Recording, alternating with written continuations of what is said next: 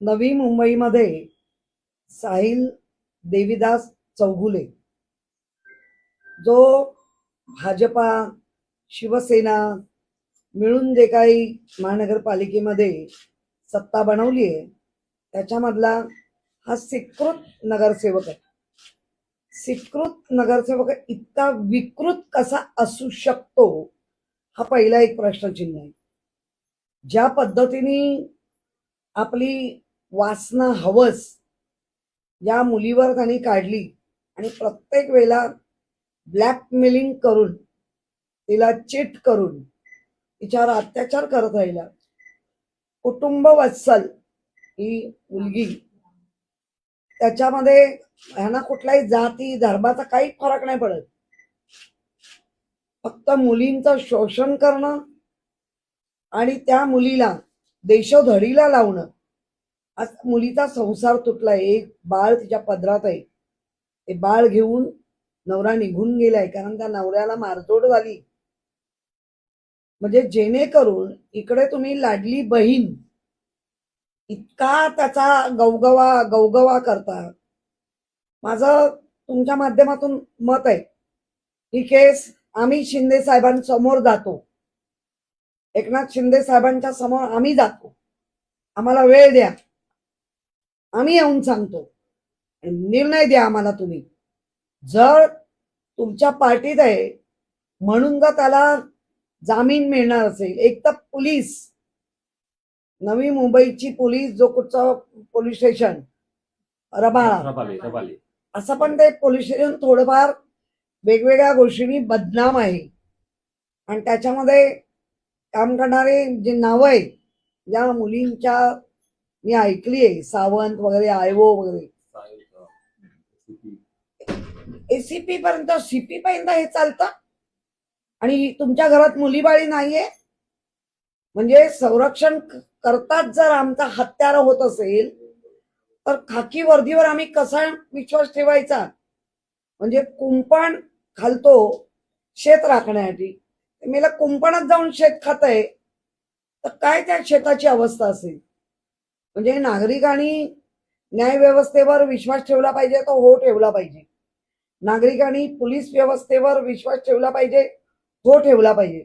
पण दिवसभरामध्ये त्यांची जर वागणी महिला अत्याचार, महिलांवर झालेल्या अत्याचारी महिलांवर यांचा मानसिक अत्याचार होत असेल, तो पण एक मानसिक बलात्कार असतो. शारीरिक बलात्कार तर आहेच, पण तिच्यावरती मानसिक सुद्धा बलात्कार होतोय, शाब्दिक बलात्कार करताय.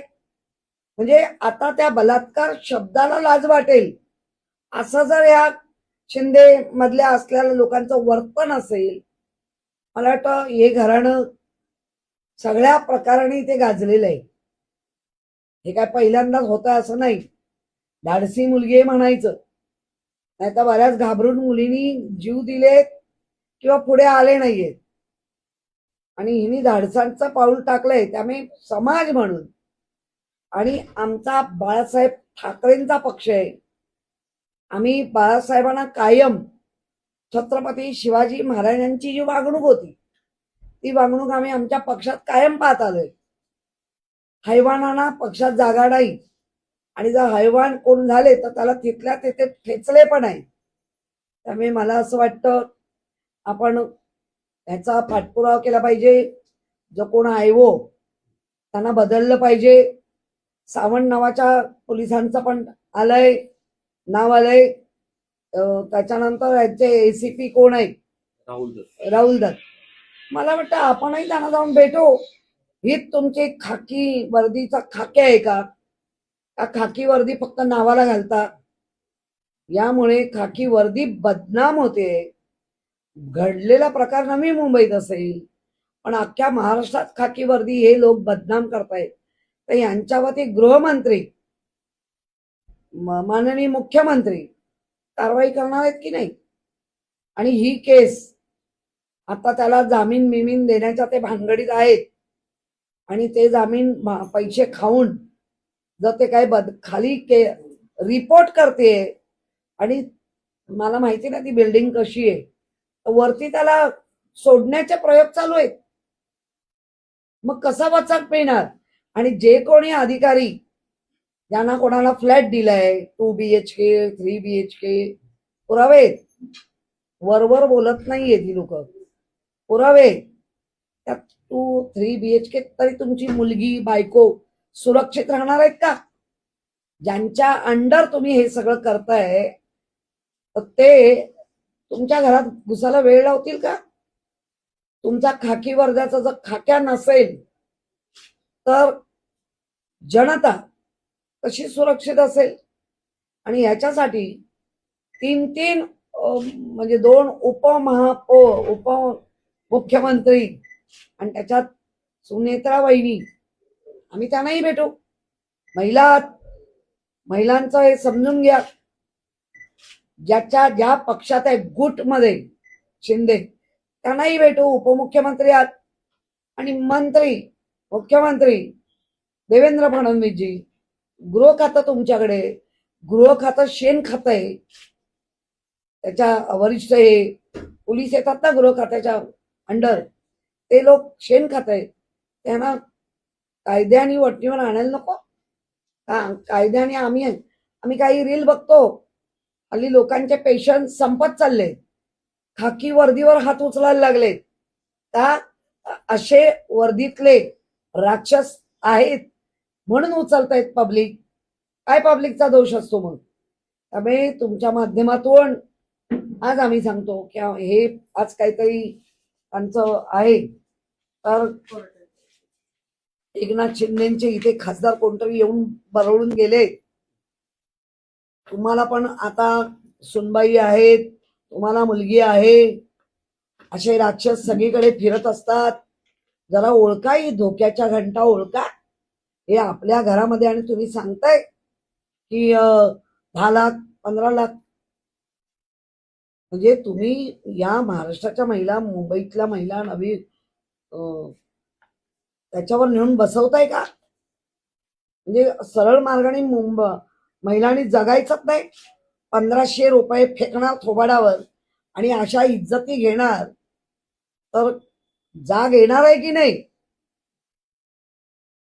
या सरकारला? कारण हे जेव्हा निवेदन फक्त काय पोलीस स्टेशनला नाही दिलंय, आणि सगळ्यांना निवेदन दिलंय. प्रत्येक निवेदन हे आमच्या सगळ्यांच्या, म्हणजे मी महापौर होती, मी आता विरोधी पक्ष आहे, कुठलंही निवेदन आलं तर ते आमच्या डोळ्याखालून जातं म्हणजे जातं. आणि त्याच्यावर मग आम्ही त्याला काय केलं पाहिजे, कसं पुढे गेलं पाहिजे करतो. मग ही निवेदनं तुमच्या डोळ्यासमोरून गेली नसतील, चौकशी पण करत नाही. त्या पोलिसांना बोलवून, विक्टीम नाही तिला बोलवून, तिचे जे कोण नाही त्यांना बोलवून चौकशी पण नाही. एक अत्याचार करणारा अत्याचारी सुटले तर त्यांचा कॉन्फिडन्स वाढणार, आणि तो वाढताना दिसतोय. कारण हे चौगुले घराणं ज्या राजकारणात आहे त्यांचा सगळा पास्ट, इतिहास आणि भूगोल लोकांना माहिती आहे. बाबा काय करतो, काका काय करतो, अमका काय करतो. त्यामुळे या गोष्टीला सिरियसली घ्यायला पाहिजे. म्हणजे इथे ब्राह्मणांच्या मुली सुटणार नाही, इथे मांगांच्या मुली सुटणार नाही, इथे जाती धर्म कुठल्याच नाही. फक्त हैवान सिकृतला मधला विकृत नगरसेवक. मैडम, ये यहाँ पे जो लड़की है त्रिपाठी, इनके साथ में गलत हुआ है 2024 से। और ये पीड़ित 2024 में इसके फूफा उनके घर पे काम करते थे, उनके यहाँ जाना आना था। तो एक दिन के जो ये था वहाँ पे गई, जब वहाँ पे लड़की, तो उसके फूफा नहीं थे, तो उन्होंने इसको घर में बुला के पानी दिया या कोल्ड ड्रिंक में कुछ नशीली दवा पिला के इसके साथ में गलत किए। ये लड़की को जब घर पे गए, वहाँ पे उससे पूछे भी कि मैं कैसे यहाँ पे बेहोश है, तो उन्होंने बोला कि तेरे को चक्कर आ गया था। चक्कर आने के बाद ये घर मतलब गई, जिसके साथ गलत हुआ था इसको मालूम था, लेकिन इसके फूफा से बात करने पे तो उन्होंने बोले बड़े लोग हैं तुम मत जा। 15 दिन के बाद इसको उन्होंने वीडियो भेज रहा है इसके नंबर पे, और नंबर पे वीडियो फोटो भेजा है, और इससे बोले कि तू मेरे से मिल, नहीं तो ये वायरल करूंगा। तो ये लड़की जब मिली मतलब रोली में मिलने के बाद उसने बोला कि घर पे है वो मोबाइल, आप मेरे साथ एक बार मिल, मैं तेरे सामने डिलीट कर दूंगा। ये लड़की जब मिली ना घर पे, तो डिलीट नहीं किया, इसके साथ दोबारा रेप हुआ। तब इसने 2024 में ही कंप्लेन किया है रवाले पुलिस स्टेशन में। रवाले पुलिस स्टेशन में जो सीनियर हैं उन्होंने बोला मैं इंक्वायरी कर रहा हूँ। 15-20 दिन के बाद भी नहीं इंक्वायरी हुआ। तब इसने बार बार उसके खिलाफ जाके पुलिस स्टेशन में बैठती थी, उन्होंने वहां से भगाया। सीनियर ने बोला जाके या तो पैचअप कर ले साहिल के साथ, नहीं तो तेरे के साथ मतलब जो भी है उनसे बात कर। नहीं कि तो एसीपी से मिली है ये लड़की। एसीपी ने भी मेरे पास सारा रिकॉर्ड है, एसीपी ने भी इसका कार्रवाई नहीं कहा सुना। तो इसको घर से मतलब दबाव आने लगा। ये लोग ने इसके पति को वीडियो भेजा या क्या किया, उसका पति को भी मारा इन